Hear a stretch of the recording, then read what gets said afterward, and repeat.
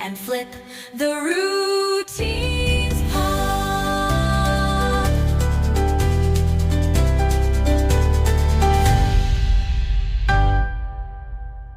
Hello everyone, welcome back to Walley and Flip.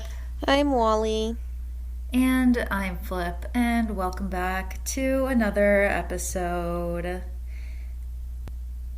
Silence. The silence heard around the world, I think.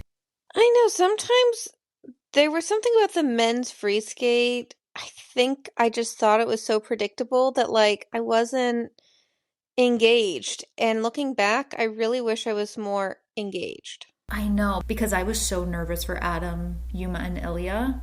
It just was like no one else was even in the conversation in my mind. Because I was so hopeful it was going to be a Montreal podium. Shall we just level set then on the podium? Do we just want to start talking about men since that's top of mind? Sure.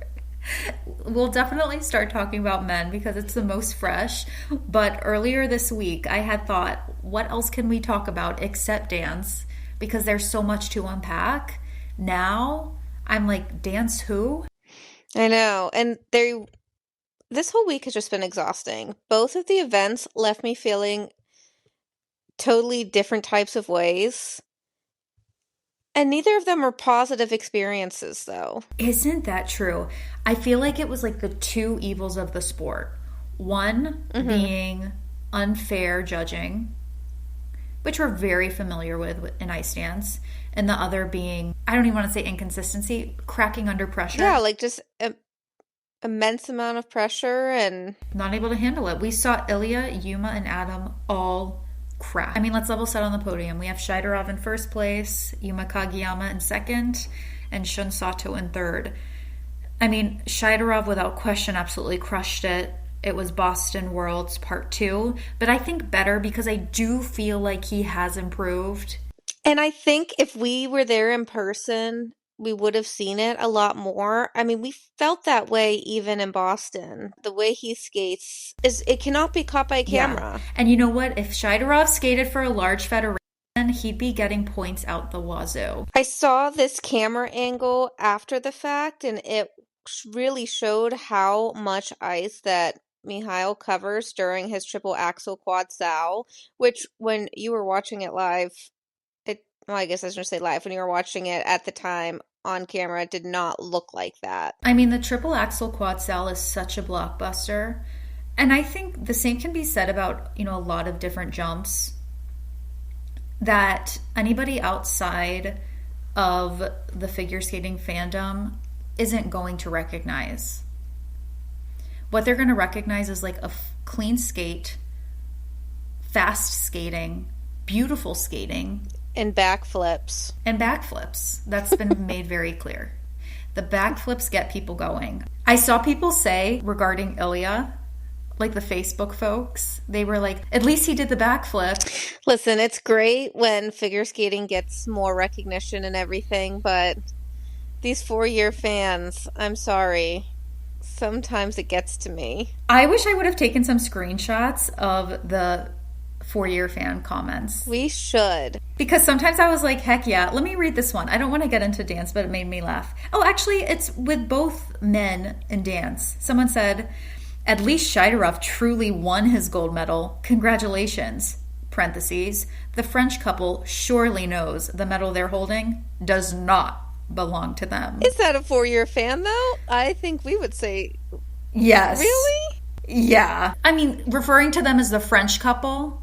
Okay. Well, that part. But I mean, the sentiment of the messaging does not sound like a 4-year fan. But it rings true. Very much. Back to men. I don't have much else to say about Shaidorov. I mean, first of all, Johnny Weir and Tara were not taking him seriously at all. First, they made the comment, planting seeds for the next Olympic cycle. That's hilarious. And also hilarious because it's like he's the world silver medalist. He qualified for the Grand Prix final this year. Like, this isn't totally, out of left field. Johnny also referred to him as a juggling clown. As a what? Looked like he was part of a circus. That is really... I would say grotesque. Why would you say that? I mean, it's just too far. Does he does that piece of choreography in the diva dance look like he's juggling? I was like, you know what? Actually, kind of. Johnny has a point, but that's something you maybe just like don't say. Oh, I thought you said a jumping clown. Regardless. Juggling. Regardless. Do you know the move I'm talking about? I do, but I love that move. It's like my favorite part of the whole thing. It's like so absurd, but I do like it. I actually saw a clip of Junwon Cha watching on the side doing it. It's like I look forward to it. It's so stupid. Yeah, so Johnny, bye. But this is what I will say about Mikhail. First off, huge congratulations. To your point. Huge. Not just does he deserve it. He is a great skater. He's really working on himself. Amazing technical skill. And the biggest regret I have is not enjoying his performance at the time. I just was not into it yet. And I know, but you know what? Johnny also said, this is the first time this season I enjoyed watching this program, and I was like, I agree with you. Right. I guess I just wanted it to, I just wish at the time I knew how big it was going to be, because it was a great program. It was. I'll have to go back and rewatch. I really haven't rewatched anybody with the exception of Ilia, because I totally blanked out for the second half of the program. So I watched it again today, and I think we all probably remember how fast that program went by at the time, went by even faster rewatching it. It is like the most bizarre thing I've ever seen. I will probably never watch it again. It was too traumatic, and I just choose not to relive that moment ever again. And maybe we'll get to it more. At the end of the day, it is a competition. It's not about who has the highest technical content, even who's the most beautiful skater out there with the best skating skills. It's who can perform the best on the biggest stage in the world. And he was the only one who did that. Mm-hmm. Anything else you want to say about Ilia? Yeah, I mean, I don't even know what to say. I just feel so bad for him. That's what I'll say. Like, my heart hurts for him. That was a tough watch. He made the comment after his skate, which was obviously he was very emotional. I wouldn't put any weight to this, but he made the comment, if they would have sent me to Beijing in 2022, this never would have happened. In a way, like, he could be 100% right, but also if they sent him to Beijing, he could have won. You never know, right? In the same way, he could have gone to Beijing, had a horrible skate, and came to Milano and also had a terrible skate. So coulda, shoulda, woulda. I actually think now he has something to really fight for. Do you think we're going to see him at Worlds? Yes.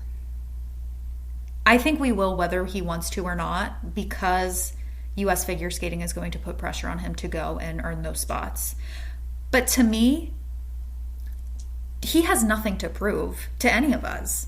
We all know he can win Worlds. So it's like, if he wants to take some time off and get ready for next year, I would be like, more power to you. Yeah, the only reason I say yes to going to Worlds is not for him. It's really for the sake of spots for next year. Like, it's not for him to your point, prove anything. Whether U.S. figure skating needs those men's spots or not, whatever, but I know that's something that's very important to them. Yeah. So, and I have no idea what he's feeling. And also just want to say about the comment that he made in the Kiss and Cry, like, who cares?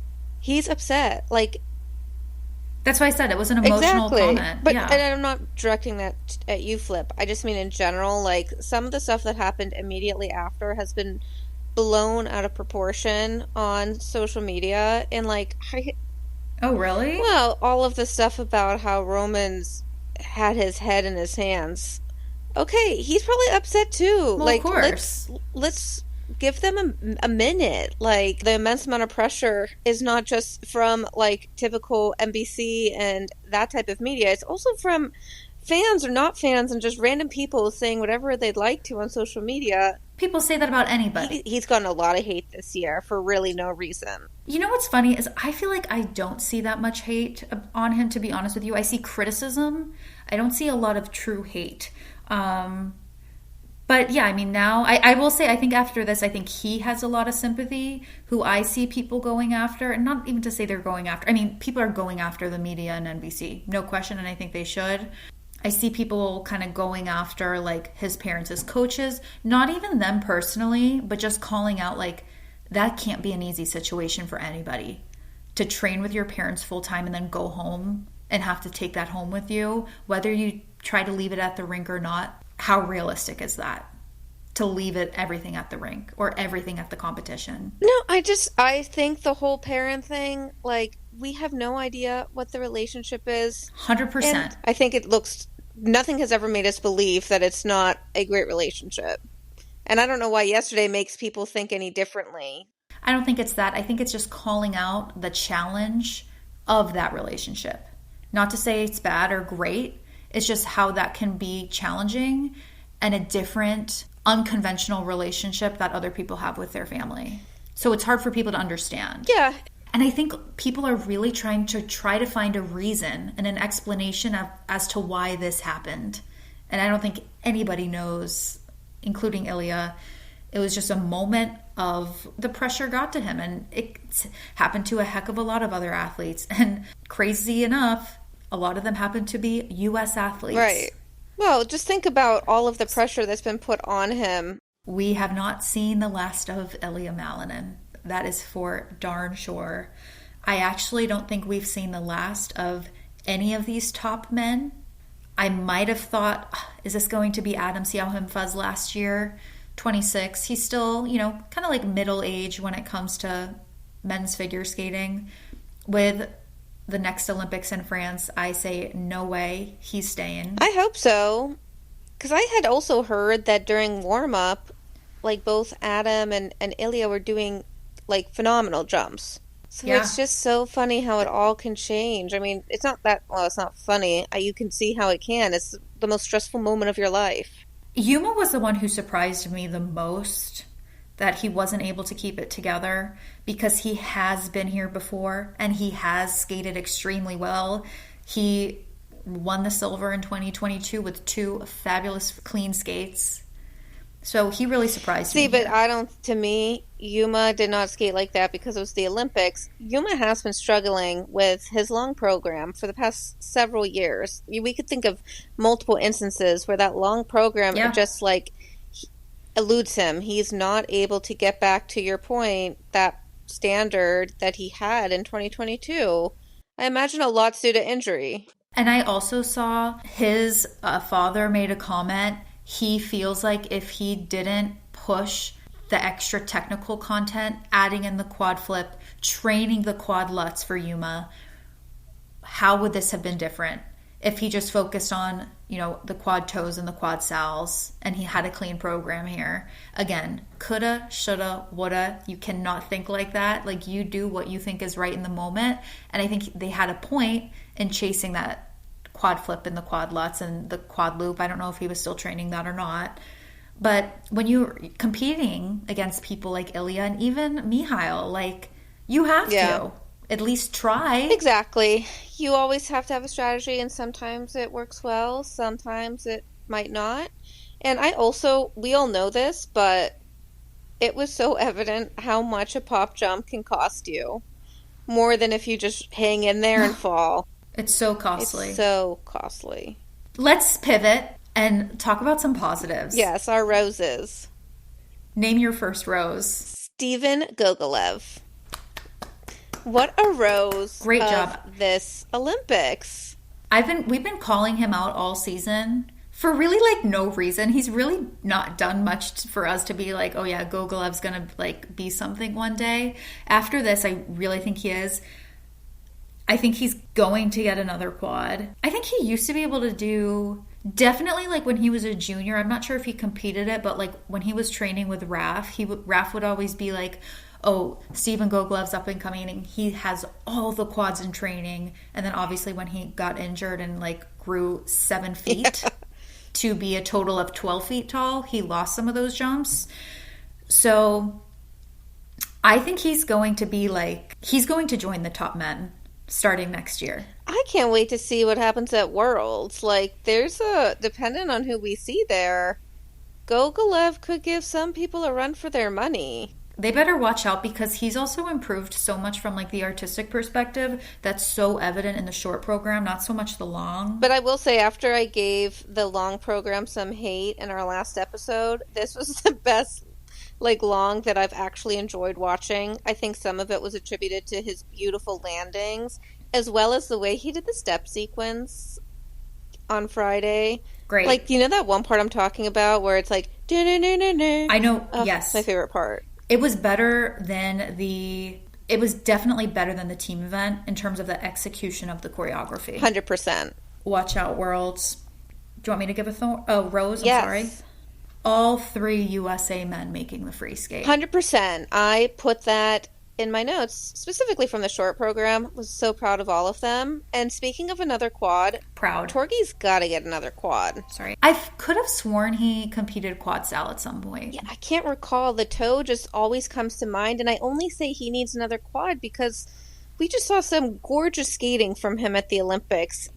And to just remain super competitive with his other peers, he needs a little bit higher tech. And even though he made that like ridiculous comment, again, I think it was just overly emotional around Jason Brown in the first half of the season. I do think he's one of the top men in terms of skating quality, component, just overall component scores. I think he's really up there. I don't think he's far off from Jason. I hope he continues because I think there's more to be seen from him.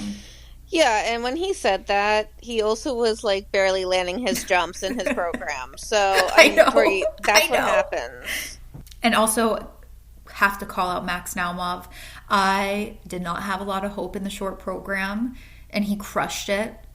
And despite the mistakes in the free skate, he still delivered like a beautiful performance and like I think had a great Olympic moment. He was just happy to be there, and we were happy to see him there. Yeah, I mean, there were so many great short programs. Let's just say June, Kirillo, Adam.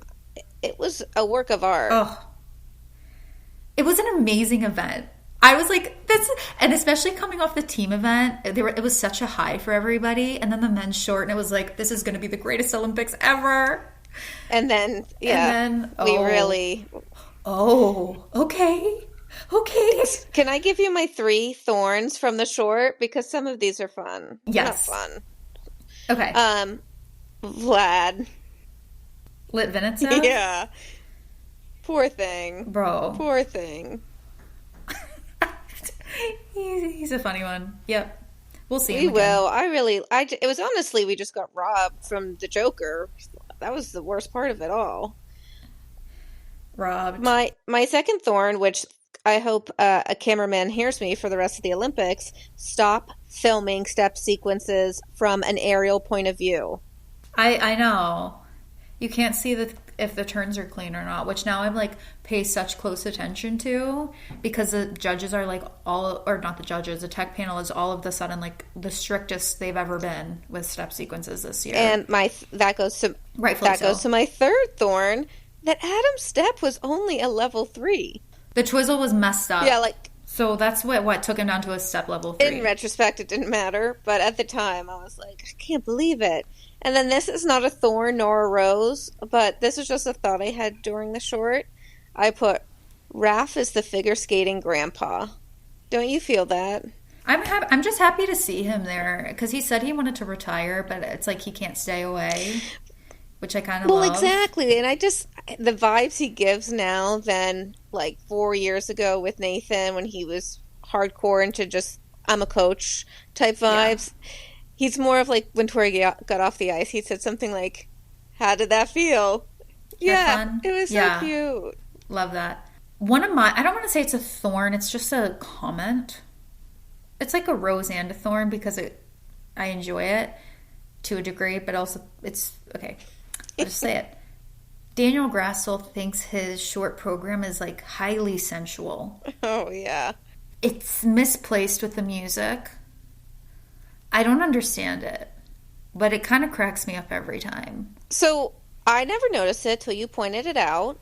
I agree with you. The music is not sensual, but what I will say, Daniel does a good job with those types of moves, so maybe we should get him that type of music. Really? I'm talking about the part of the program where he's staring at the judges and he's like, shoulders are rolling and he's like making eyes at the judges.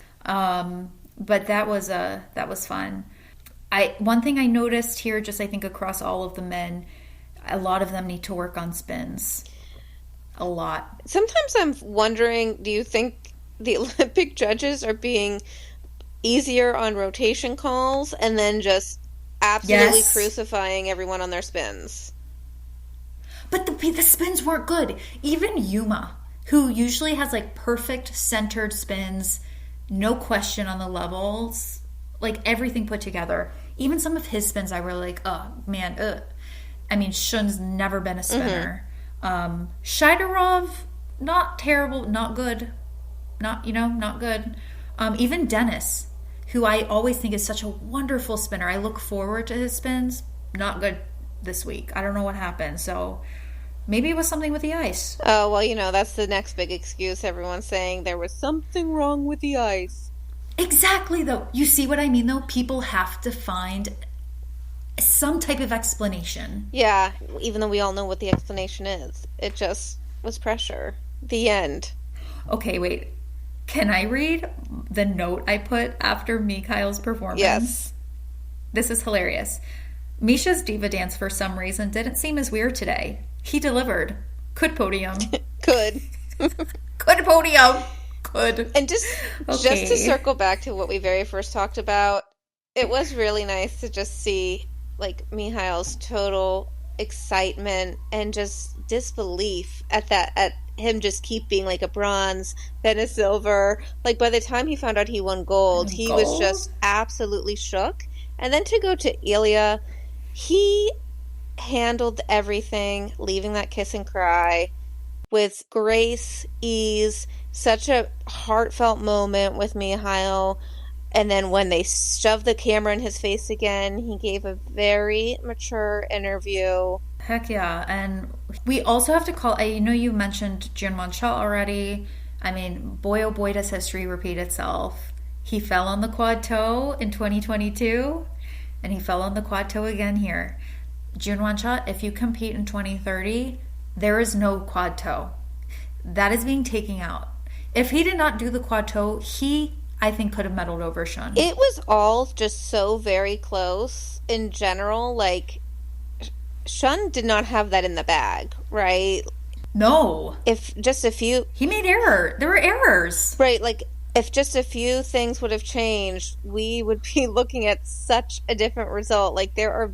June had 273.92 total. Steven Gogolev, 273.78 total. And Shun was at 274.9. It was a matter of a level. What if Gogolev would have medaled? That would have been the biggest, and it was close. Lightning bolt of what? I know, that is crazy. I didn't realize it was so even close. Peter. A point. Yeah, Peter Gamanek was 271.21.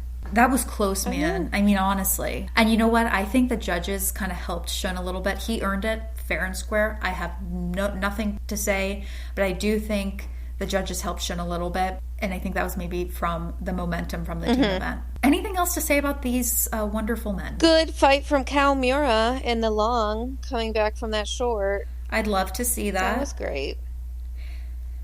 But no, I mean, we could talk about probably each and every one of them, but everyone. We got to talk about dance.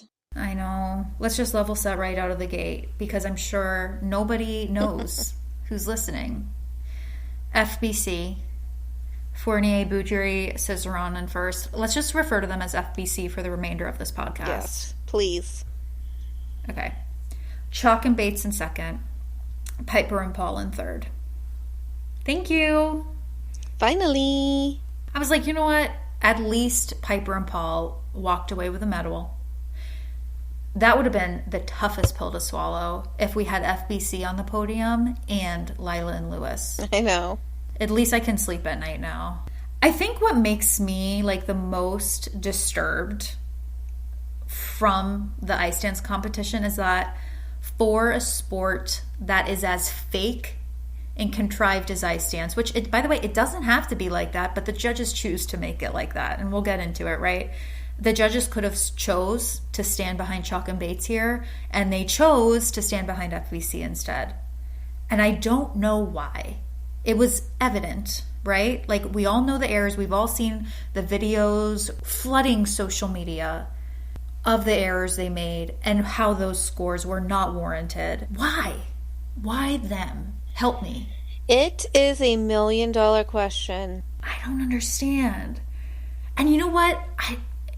Maddie and Evan, I think we all knew this was a possibility. I definitely wasn't a probability in my mind, but it was possible. Maddie and Evan looked completely unprepared from an emotional perspective. They did not see that coming. So here are my two responses to that. First off, they were led to believe that they would win based off the previous scoring at previous events, right? Like, let's just... Fair enough. Obviously, a Grand Prix final, there was a huge mess in the free dance by FBC. But in the rhythm dance, Chock and Bates clearly outshined them. Thus, why would they think otherwise? And my second point is, they didn't make a mistake. Why would Chock and Bates think that they wouldn't win when they didn't make a mistake? And they know better than anybody in that arena, or most people watching at home, what an error looks like. You know what I mean? Exactly. So, yeah, I mean, it's crazy. And it's like, does FBC have stronger skating skills? Yeah. Hello. But that's never mattered before. Exactly. It didn't matter at Grand Prix final. Right. And I'll tell you what, I feel horrible for Chock and Bates. I think it stinks. And it's so irritating to me. But also you have to remember, Chock and Bates, I think in 2023, I don't really think they should have won Worlds that year. I think that really should have gone to Charlene and Marco of Italy.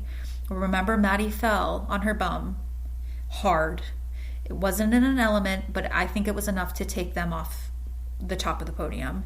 2024, if you're a listener of the podcast, you know Piper and Paul should have won that year. Again, Chock and Bates had a major error on the stationary lift at the beginning. I think it was a level 2. Maybe it was even a base level. I'm not sure. Large error. They could have given it to Piper and Paul. So it's like Chock and Bates have benefited over these last 3 years from this corrupt system, and now they're on just the other receiving end, unfortunately. But, I mean, it would be hard to know this off the top of our heads, but what did the scoring look like? Was it just because on, let's say, their rhythm dance, they had such a lead over the other, and it was still to some degree accounted for? My problem is, I do not think that the errors that FBC made are accounted for in the scoring. They're not. But to your point about the Maddie and Evan example, they did go down levels in that lift that they had an error on. That's true. But the judges still made sure to, like, compensate in the other elements. Right. So that they would still be on top. I hear you. But then they should have done something of the sorts here. It's that close that it would have evened out that Maddie and Evan would have won if they would have accounted for the fact of the twizzle mess up more, as well as the lift. 2 twizzle errors, 3 twizzle errors, because in the step sequence they both missed the twizzle, and Guillaume fell out of his twizzle and tried to do like a spread eagle thing. Right, like, since when are we allowed to do like, that? Bro, we see you. Like, we see not you. a thing. You're like very tall and like we see you. You can't hide behind her. No. Piper and Paul, though, my God, was that not the greatest free dance? Yes, and it for is them. Much better now knowing just the origin story of the free dance. Oh that my God, certainly helps put everything into perspective and gives it more meaning. They were just like the cutest people ever too. Like seeing how excited they were when they see the scores and confirmed the medal. Yeah, that's a rose. You know what's another rose would be? Emily and Vadim. Oh my God. Yes. I love them. They could be... Look, here's all I'll say. I'm going to imagine Chock and Bates are retiring. I'm going to imagine Piper and Paul. I don't think we're going to see FBC ever again. Charlene and Marco, I think, are surely done. Who do we have left? We have Lila and Lewis. I'm sorry, I don't see a world where Lila and Lewis are the top ice dance team. One would hope not. You can't justify it. I think they can be a podium threat. That's fine and well. I get it. This is ice dance we're talking about. Who can you justify? I think Zingis and Kolesnik. I don't know why we all say Kolesnik, because it's Kolesnik. Okay, but anyway, Zingis and Kolesnik have the star quality. I did see that they had posted, Zingis and Kolesnik, about talking to a sports psychologist, I believe, before this season. And it was a really great interview that they gave about it. But it really did make all the difference, too, in their skating. They just do come across. And that's where we cut out. We lost the remainder of this episode. I don't even remember what we talked about. I have no idea what happened. I'm not surprised. I mean, we're fitting right in with the men this week. I mean, Friday the 13th, am I right?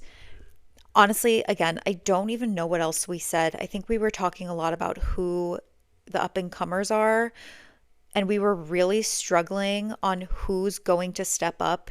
Clearly, the judges are ready to rally behind Emily and Vadim. I would love to say Marjorie Lajoie and Zachary Laga are also in the picture. I worry deeply about them. Lapreva and Brissot, I don't know if they have what it takes to make it to the top. I think they could get a bronze medal at a world championships in the near future, but even that, I just don't know. So we really just talked about the uncertainties of ice dance moving into the future, and I think we'll probably talk about it again at world championships this year. So maybe it's better that we didn't go into great detail of it right now. But that dance event was such a doozy. The men's event was such a doozy. I'm so scared for pairs and women. Pairs not so much, actually, because I do genuinely care about those top pairs teams between Haas and Volodin of Germany, Mira and Kihara of Japan, Deanna and Max of Canada. Hello, thank God they're competing. I don't have a lot of faith in them, but I'm just happy that they're going to be there. Of course, Metelkina and Barulava. I mean, they're blockbusters minus the lift. So, we have so many great pairs. Conti and Machi. Sorry, how could I forget them? They're our favorite. So I don't see that many ways a pairs event could go wrong, because I'd be happy with any podium possibility. Women, on the other hand, silence again. I mean, I want to think it's going to be Kauri and Alyssa in some order, right? And then who's the third? I really don't know. Could Ilia make a run for the podium? I don't know if the judges are going to rally behind her. We kind of talked about that a little bit. I don't know. I don't want to say I hope not, because I feel bad for her, because she's just a girl trying to make her way in the world. So I feel bad in saying that. Ami could have a Sarah Hughes moment. No question about that. I worry about both Ami Nakai and Amber Glenn, though, even though it's possible for both of them to win. When you have a triple axel in both your short and long program, and it's not the most consistent for either of them, I deeply worry. We also have Mona Chiba. She struggled this season. The judges, I think, have kind of gone after her on her rotations. I don't have a lot of hope in her. I would be thrilled to see her on the podium. We have Isabeau Levito. Would be thrilled to see her on the podium. She has worked so hard these past few years. What a fighter. Hagan Lee, training a triple axel. A pretty decent, looked pretty clean triple axel in practice. So all of this to say, women's event is going to be awesome. I just pray we're going to see clean programs. That is all I can ask for after the men's event. So we will talk to you all next week. We will recap pairs and women. And I can't believe the Olympics is about to be over, but I think I'm ready for it to be over. It's been exhausting. So see you next week, and thanks for listening. With Walley and flip.